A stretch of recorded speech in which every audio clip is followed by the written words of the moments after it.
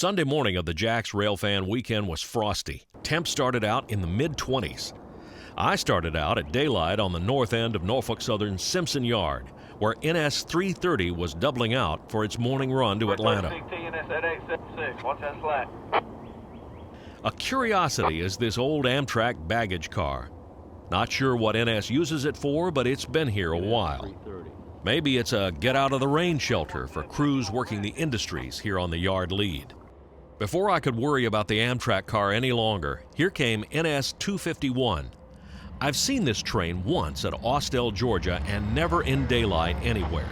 This was a real nice catch on a Jacksonville Sunday morning.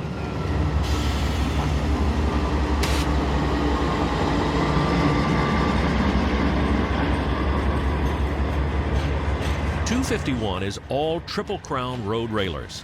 No flat cars or well cars, just trucks in between trailers. These trucks are called bogies. Air brakes are trained lined through the trailers just like on regular rail cars. The advantages of the road railer system are many, including a lighter, faster, fuel-efficient train and no lift cranes needed at terminals. Tractor trucks just back on, hook up, and pull them away.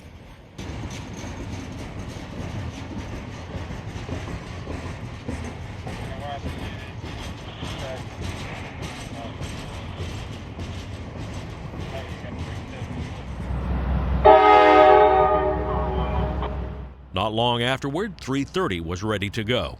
330 is a general freight that leaves Jax every morning for Macon, Georgia.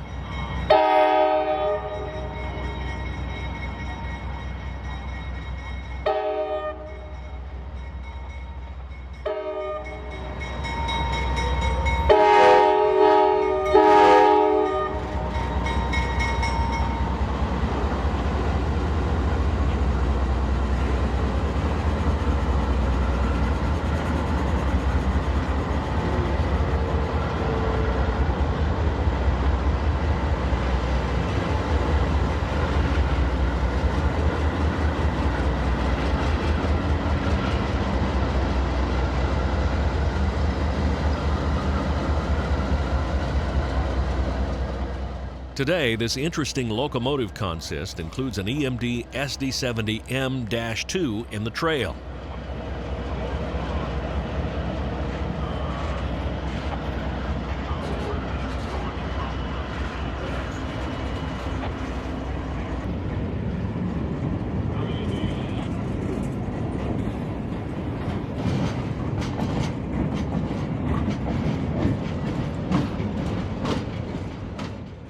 I thought if I hit the road before 330 got all the way out of the yard, I might beat him to Crawford.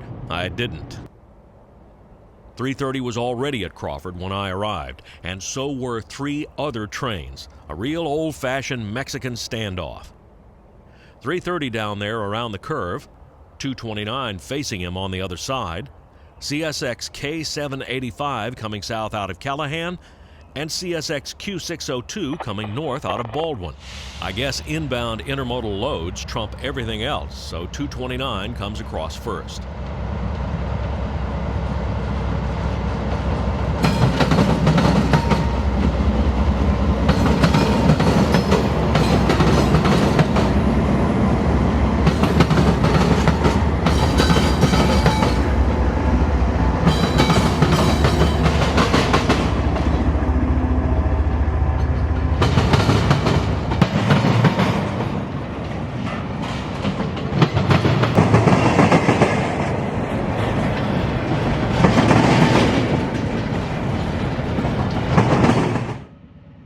When the NS southbound clears, CSX K685 gets the go signal. He will cross the diamond and then go into the Crawford siding.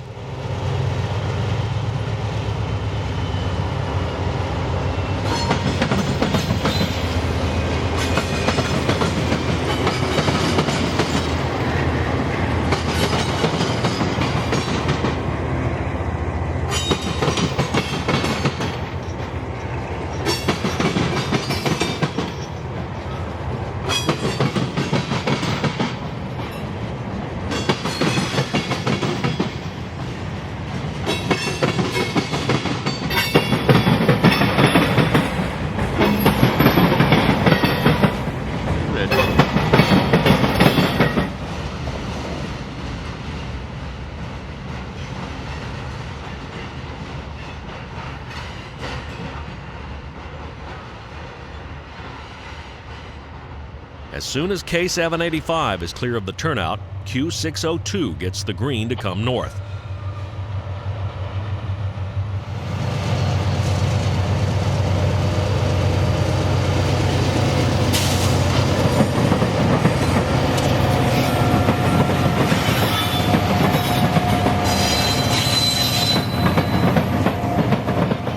Q602 comes out of New Orleans with chemical traffic for Florida and South Georgia. He makes a straight shot across the Gulf Coast to Mobile, then to Pensacola, then to Tallahassee, makes a left turn at Baldwin, and comes north on this Callahan sub toward Waycross.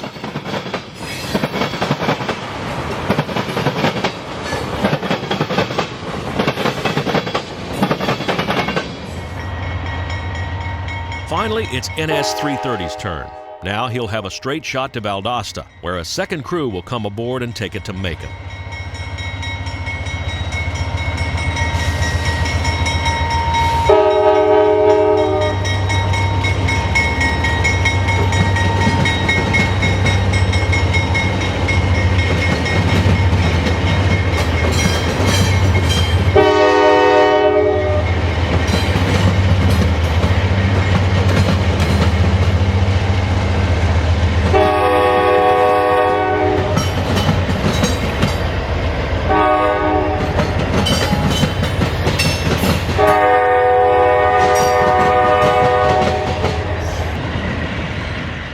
Catching 5 trains this morning, it's time I start heading south toward home.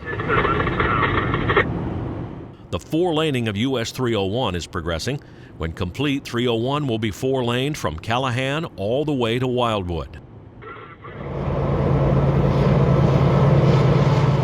Next catch is a K981, taking what appeared to be company ballast to somewhere south. This is at Maxville, Florida.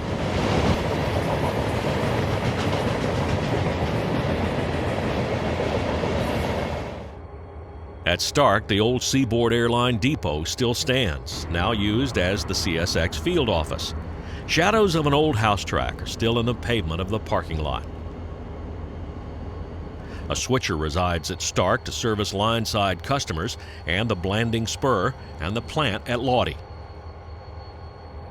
While I was here, Q453 arrived and stopped, held by a restricting signal at Wanee Junction. I assumed that K981 was working somewhere ahead. Inside of 20 minutes, though, 453 was turned loose to continue south. Let's see.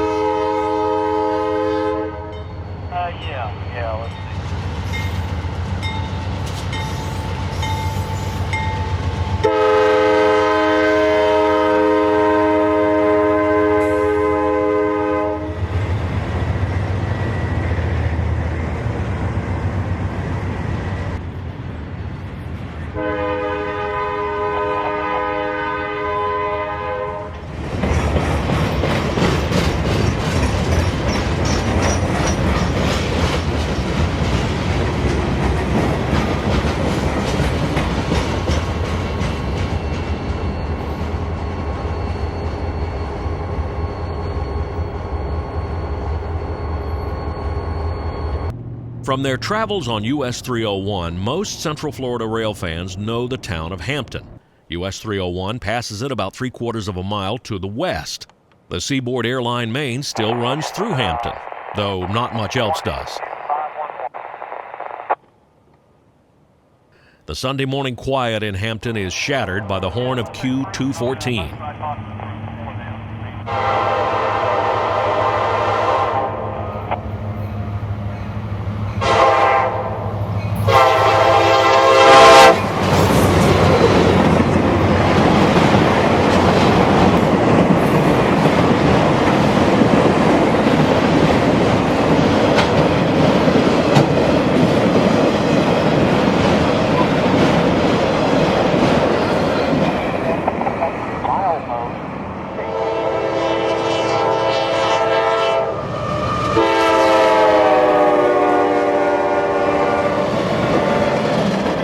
Heights, the 453 and northbound Q452 often swap crews. I think they swapped today at Hawthorne or even Lochloosa to the south, because when 452 came by me at Orange Heights, he wasn't pulling away from a stop. He was flying.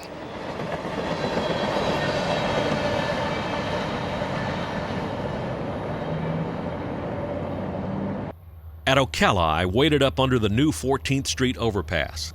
It seemed like a nice vantage point. When Q613 finally came around the bend and blew that horn for the 9th Street crossing while under the bridge, it scared the bejesus out of me, as you can see here.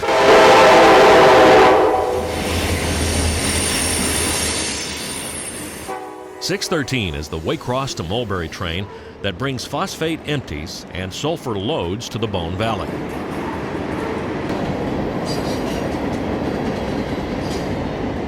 A quarter-mile south around the curve, the area surrounding Ocala Union Station looks nothing like it did in 1997 when I first came here. The area to the east had a warehouse overgrown with vegetation. Now all that's been cleared away, so you can see the Seminole feed plant across that new field. New signals and new track on the S-line allow trains like K803 to breeze right through town, and even meet opposing trains on the run.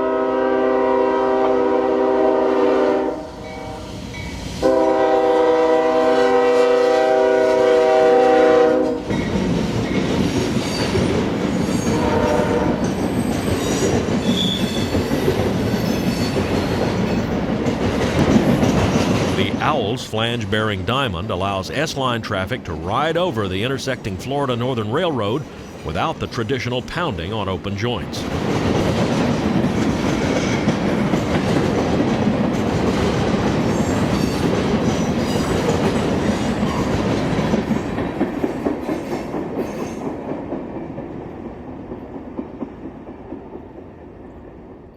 Last stop of the day would be at the new St. Catherine double track. Crossovers were partially installed 2 days before in an amazing piece of engineering and construction. A 1,400-foot section of the main line was cut out and literally shoved in the ditch by excavators. Then, a 1,400-foot section of new concrete track was dragged into its place and welded in line. I wish I'd have been here with my camera for that. This would end my Jacksonville Railfan weekend, but as always, I'm already planning for next year. At St. Catherine, Florida, this is Danny Harmon, out.